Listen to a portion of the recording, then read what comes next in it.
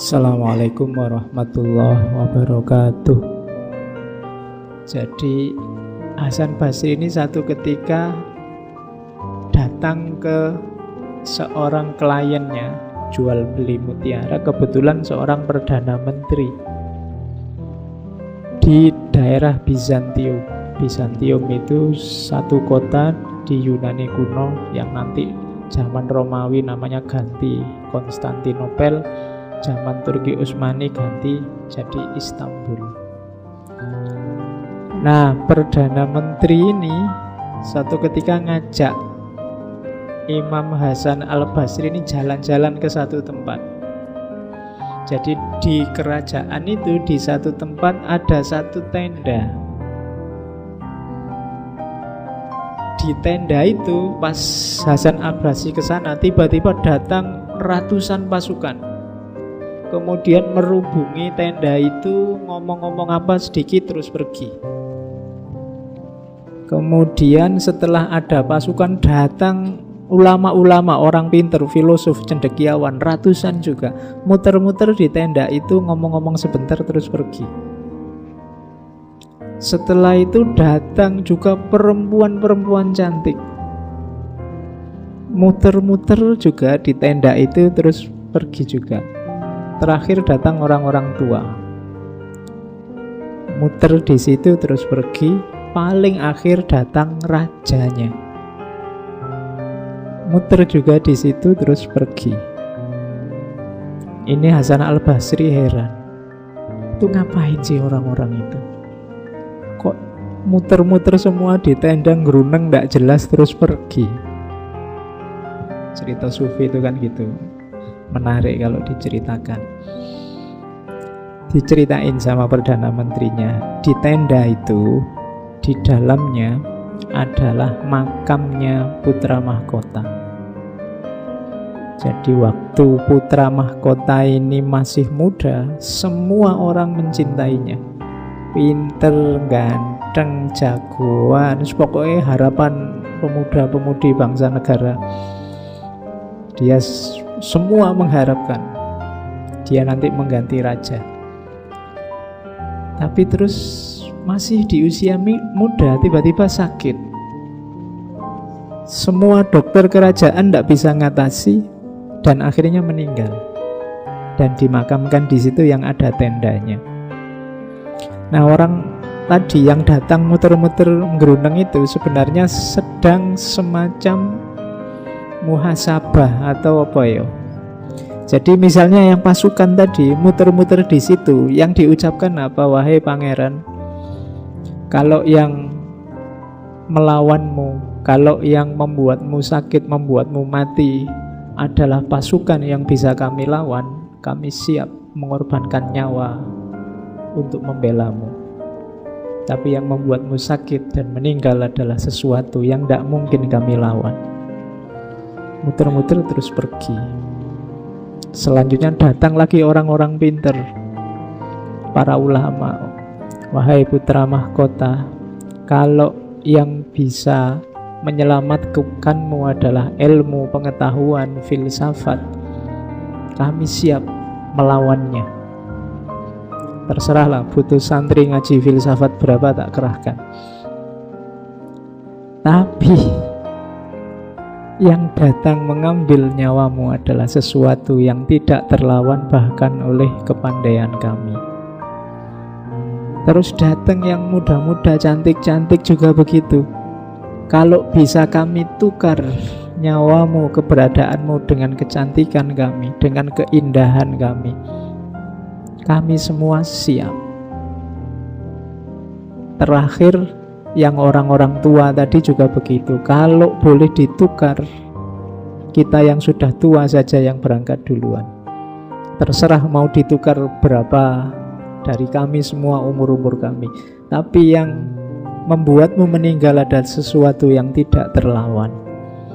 Dan yang terakhir rajanya datang. Wahai anakku, apapun yang ada di negara ini dalam kuasaku, kalau memang mungkin bisa aku tukar dengan kehidupanmu kembali, aku tukar. Tapi ternyata tidak bisa. tidak laku. Bahkan kerajaan dan seisinya dan raja-rajanya sekaligus. Jadi tiap hari ada adegan ini. Dan ini menyentuh seorang Hasan Basri. Akhirnya beliau pulang, sampai di rumah terjadi konversi, mengalami kesadaran yang luar biasa bahwa dunia ini sebenarnya tidak ada harganya.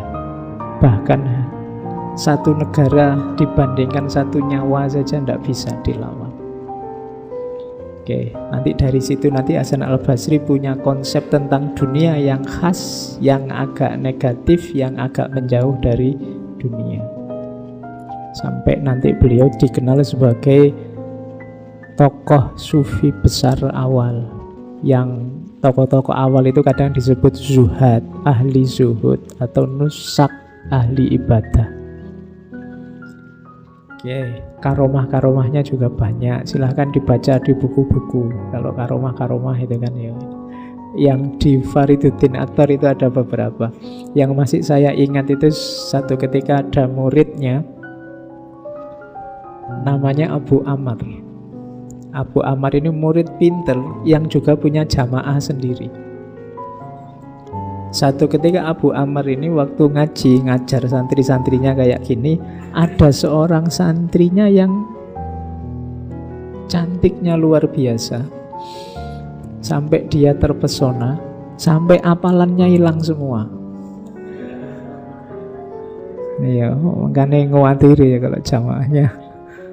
Jadi terus ngadep sama Imam Hasan al-Basri, guru, tidak tahu apa yang menimpaku sekarang. Pikiranku kacau, tidak karu-karuan. Hafalan Quranku hilang. Tidak bisa lagi aku ngajar. Mbok aku tolong didoakan biar kembali lagi semuanya seperti semula. Katanya Syekh Hasan al-Basri, oke, karena sekarang musim haji, kamu berangkatlah ke Mekah. Di sana ada masjid, namanya Masjid Khaif. Nanti di sudut masjid ada orang tua yang selalu di situ karena berzikir. Tunggulah kalau dia sedang berzikir. Kalau sudah selesai, temuilah, minta didoakan oleh beliau. Akhirnya muridnya ini benar datang ke Mekah mencari Masjid Khaif, dan benar di masjid itu memang ada orang tua yang selalu duduk di depan di sudut masjid berzikir. Tidak berani mengganggu, ditunggu.